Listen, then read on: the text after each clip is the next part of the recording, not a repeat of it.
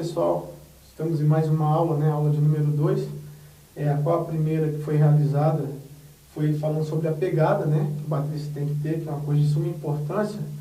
E essa segunda aula hoje nós vamos estar abordando sobre partitura, né? A leitura da partitura, que é uma coisa muito importante para você iniciante, para você que já toca há algum tempo, e é o profissional, né? Que às vezes tem um grande talento e quando ele é requisitado para fazer uma leitura na partitura, ele sente um pouco de dificuldade. Então eu quero aqui dividir o conhecimento, né? Então o que acontece? Nós vamos começar com o modo básico de escrever partitura para a bateria, que é o grande detalhe, é que você tem que saber primeiro aonde que cada peça é escrita no pentagrama ou na partitura. O que eu quero dizer? Aquelas mesmas notas que se usa na partitura para piano, para violão, para os saques, também nós usamos para o nosso instrumento, que é a bateria, certo? Então o que acontece? Eu vou estar falando aqui, abordando em cada espaço, em cada linha do pentagrama, onde que cada peça desse grande instrumento nosso aqui vai ser colocado para depois a gente poder falar sobre a questão de ritmos em si, ok? Bom, pessoal, então vale lembrar aqui sobre a questão do pentagrama ou a pauta musical, é o mesmo desenho, tá? Então vai ter algumas pessoas, alguns regentes de banda, maestros ou líderes de louvor, ou seja, um líder de uma banda de baile, né, ou seja, numa grande orquestra, ele fala, ó, baterista, aí vamos estar no segundo pentagrama, na segunda pauta da música. Então, o que é a pauta ou pentagrama? É um grupo de 5 linhas com 4 espaços, a qual essas linhas, esses espaços, você vai contar de baixo para cima. Então, veja bem, aqui nós temos um pentagrama. Vale lembrar também que o nosso instrumento, ele é escrito em clave de Fá, ou na clave de Fá. Por quê? Bateria tem clave? Tem clave, sim senhor. Assim como o violão, a flauta, né? Por que o nosso instrumento tem clave de Fá? Geralmente os instrumentos de sonoridade grave, que emitem um som grave, como a tuba, contrabaixo acústico, contrabaixo elétrico, o bombo de uma orquestra, né? E a própria bateria é de sonoridades graves. Então por isso que foi achado a clave de Fá para os nossos instrumentos. Para quem não sabia, vai essa dica aí, tá bom? Então vamos lá. No primeiro, nós temos aqui 6 exemplos, né? Que eu vou estar apresentando para vocês. Aqui no primeiro exemplo, nós temos aqui o primeiro pentagrama dividido em 2 compassos. No primeiro pentagrama, no primeiro compasso, no primeiro espaço eu tenho um bumbo. Tá bom, pessoal? Então eu vou tocar um bumbo. Vocês vão ver de baixo para cima, no primeiro espaço, eu tenho um bumbo. Então eu vou tocar só para vocês terem uma referência, ok?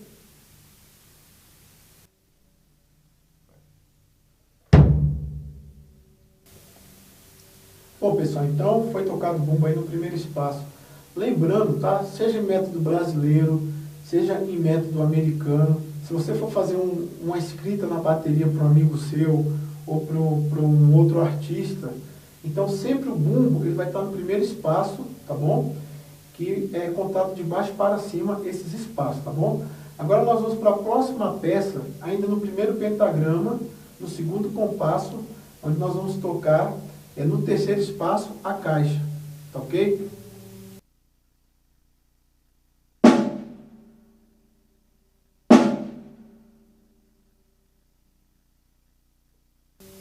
Ok, pessoal, então foi tocado a caixa, novamente eu vou frisar, tá? Nós temos três pentagramas aí divididos em 2 compassos. Então, eu comecei com o primeiro pentagrama, né, do primeiro compasso, ao qual você tem uma semínima representando o bumbo, né? A figura chama semínima, que representa o toque no bumbo, no primeiro compasso. No segundo compasso, ainda do primeiro pentagrama, nós temos uma outra semínima, tá, ok? Com arte para cima, tá? Que isso não vem ao caso agora, nas aulas que virão eu vou estar explicando melhor essa questão dessas figuras, o que é cabeça, o que é arte, tá? Então, o que acontece? No terceiro espaço sempre vai ser a caixa. Então, você já sabe como escrever 2 peças do seu instrumento. Então, o bumbo sempre no primeiro espaço e a caixa no terceiro espaço. Lembrando que a contagem vai ser de baixo para cima. Primeiro espaço, segundo espaço, terceiro e quarto espaço. Agora nós vamos para o segundo pentagrama, a qual nós vamos usar o surdo. Antigamente, alguns métodos, o surdo era chamado de tambor. Essa peça aqui que fica ao lado direito nosso. Tá? Então eu vou estar tocando agora o surdo, para que vocês vejam, está aqui no terceiro espaço agora. perdão, está no segundo espaço, tá bom? A qual eu vou estar tocando, tudo bem?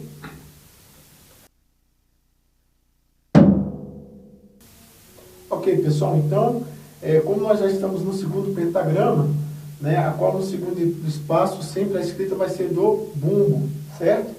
E indo para o segundo compasso ainda do mesmo pentagrama, ou da pauta musical, como você desejar, nós vamos usar o primeiro tom-tom, tá? Lembrando que não é tam-tam, tem muita gente que chama de tam-tam essa primeira peça, não. Isso aqui é tom-tom, T-O-M, tá bom? Então o que é que acontece? O primeiro tom-tom, ele vai ser escrito sempre no quarto espaço, ok? Sempre no quarto espaço. Então eu vou estar tocando agora o primeiro tom-tom, ok?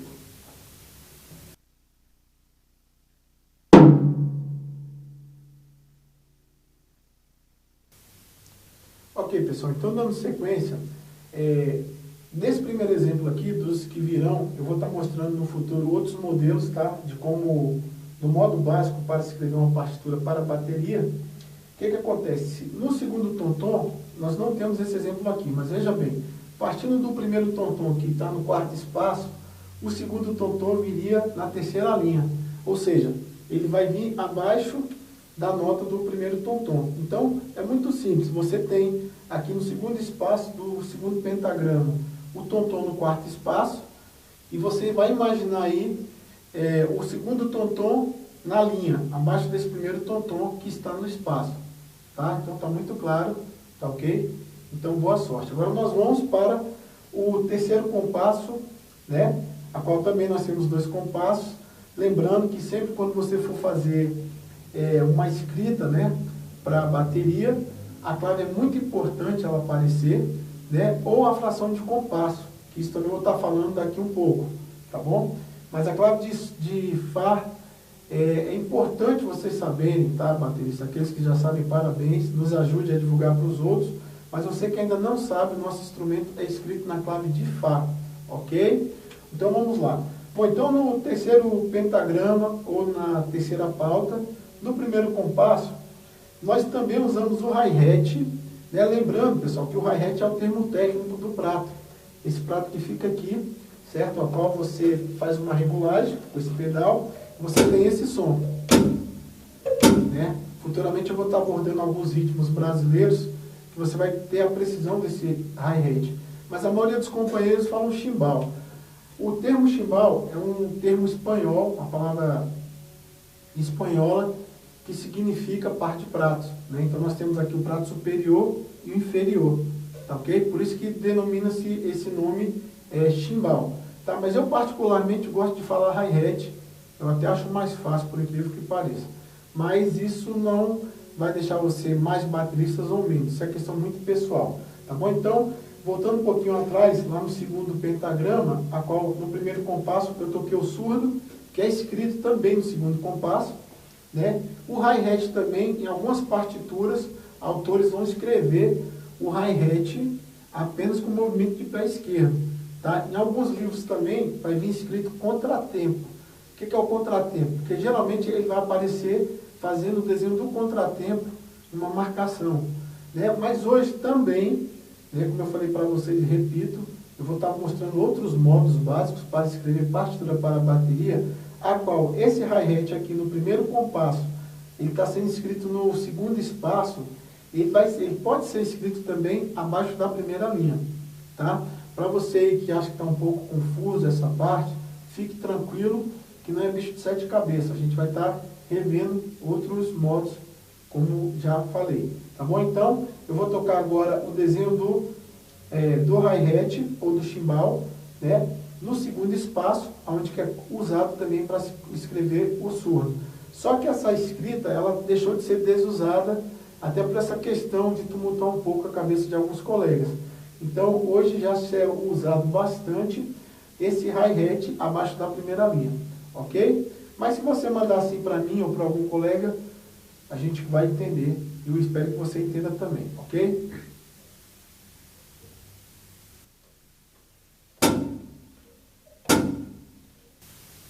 Ok, pessoal. Então, como vocês acabaram de perceber, foi tocado o hi-hat no segundo espaço. E lembrando que também você vai ter essa execução abaixo da primeira linha. tá bom? Bom, e para concluir essa primeira parte aqui desse primeiro módulo, né, nós vamos para o prato superior, que fica acima da quinta linha. Eu quero deixar uma observação, alguns métodos vêm específico, abreviado Heider, né? Então o que acontece? Quando vir Heider abreviado, significa que o autor daquele método está querendo que você use necessariamente o prato de condução, né? Então vai vir Heider chimbal, por exemplo, né? Que você vai estar tocando aqui no seu prato de condução ao lado direito, tá bom?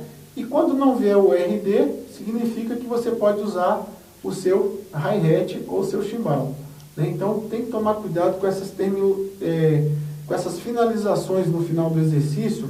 Antes de você começar a estudar um ritmo, é importante você ver essas nomenclaturazinhas: RD, Heider, CX, caixa, ST, SD, surdo, ST1, primeiro, que significa primeiro tom-tom, ST2, significa segundo tom-tom, B maiúsculo com B minúsculo, significa bumbo, e outras coisas que vai ser um prazer eu estar dividindo isso com vocês, tá?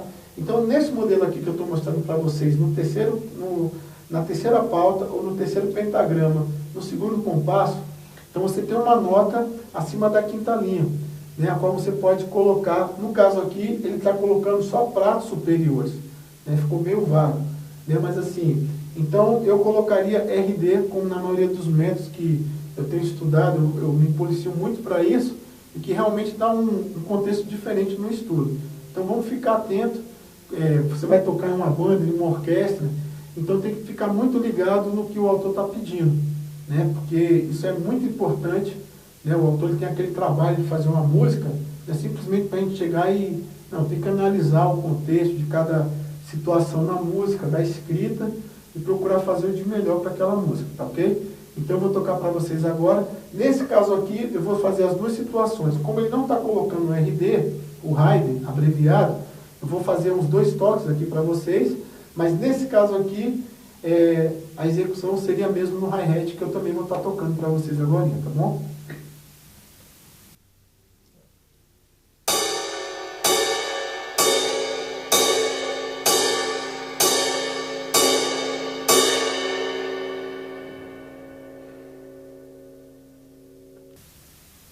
Bom, pessoal, então agora eu vou fazer a mesma execução no hi-hat ou no chimbal, para aqueles que preferirem, tá? Vou tocar algumas vezes, então só vamos reforçar esse detalhe, né? Então, quando não vier Heider na linha que é escrita para os pratos, então você pode usar o hi-hat tranquilamente. Agora, vindo Heider, o autor, ele precisa dessa condução no hi-hat, seja em qualquer estilo, no samba, no funk, no jazz, enfim, seja qualquer estilo, tá? Tem que estar muito ligado a isso, ok? Então vou executar aqui agora no hi-hat.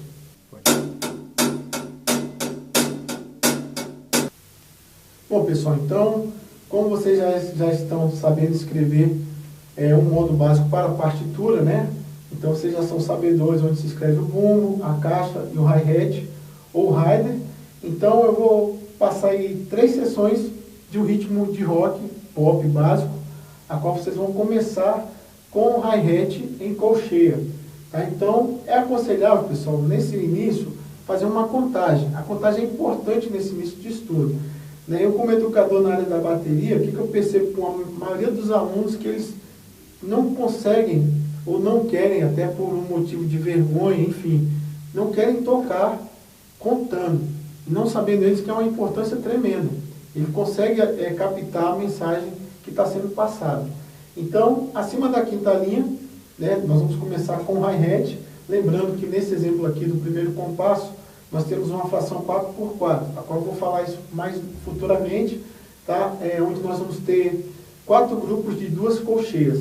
Tá? Geralmente, quando você usa colcheia no hi-hat, na maioria dos ritmos que nós tocamos usando colcheia, a qual eu uso essa seguinte contagem: 1, E, 2, E, 3, E, 4, E, 1, E, 2, E, 3, E, 4, E. Ok? Então está bem nítido aqui, tem a numeração para vocês contarem, tá bom? E por que eu estou abordando essa questão também?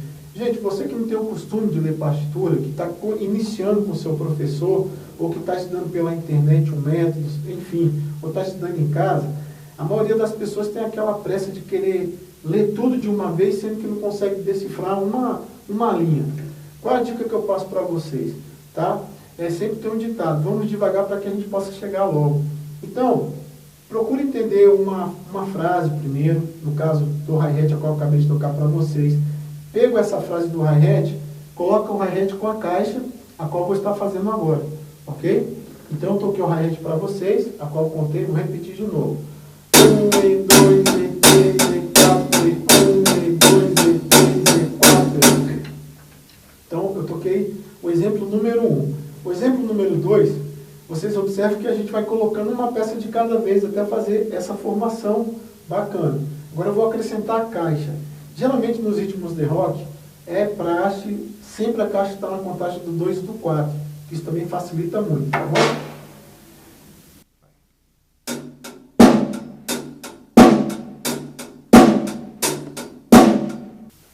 Bom, pessoal, então o que acontece? Nessa primeira etapa eu quis fazer sem contagem, só para vocês terem uma ideia da junção do hi-hat com a caixa.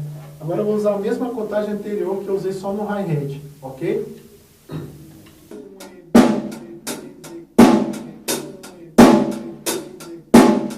Bom, pessoal, então para a gente finalizar essa segunda aula, o terceiro exemplo, né, lembrando, o primeiro exemplo, você só trabalha o hi-hat. No segundo exemplo, você vai acrescentar, além do hi-hat, você vai acrescentar a caixa. E no terceiro exemplo, você já tem essas duas peças aqui e vai acrescentar o bumbo, a qual o bumbo vai tocar sempre na contagem dos números ímpares, 1 e 3. Então é um modo muito básico do ritmo de rock, né? Para as outras aulas a gente vai estar abordando umas outras levadas, né? Então nesse caso aqui eu me preocupei em passar uma coisa mais tranquila para vocês e para fortalecer essa questão da leitura, tá? Ok, então eu vou fazer agora o terceiro exemplo, a qual o ritmo vai estar completo. Estarei tocando hi-hat, caixa e bumbo, tá bom? E vou estar executando a contagem.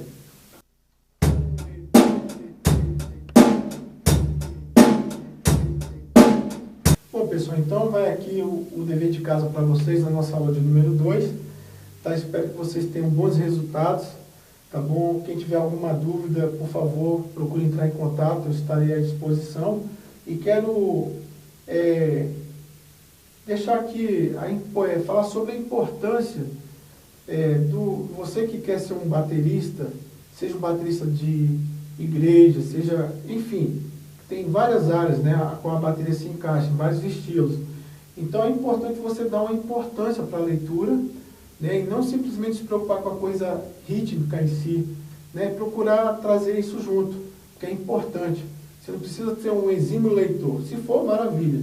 Mas é bom você entender, pelo menos, algumas situações, né? Uma delas, a primeira, é essa coisa da escrita. Saber onde que o prato está sendo executado, onde que ele é escrito na partitura, a caixa e o bumbo. Tá bom? Isso é muito importante. Então, não procura se esquivar, não.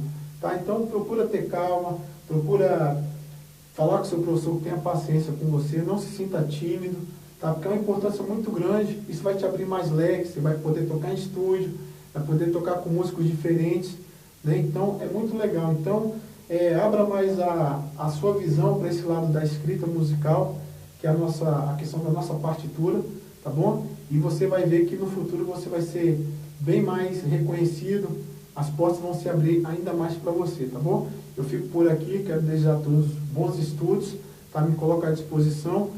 E desde já quero que vocês fiquem atentos na próxima aula, que eu não sei ainda qual vai ser o título. Tá? Mas assim, essa é a aula de número 2, sobre o modo básico de como escrever para a partitura para a bateria. Tá bom? Em outra ocasião também eu vou estar passando outros modelos, mas eu acho que para início a gente fica por aí, que eu acredito que vai dar muito certo para todos vocês. Meu forte abraço e até a próxima aula.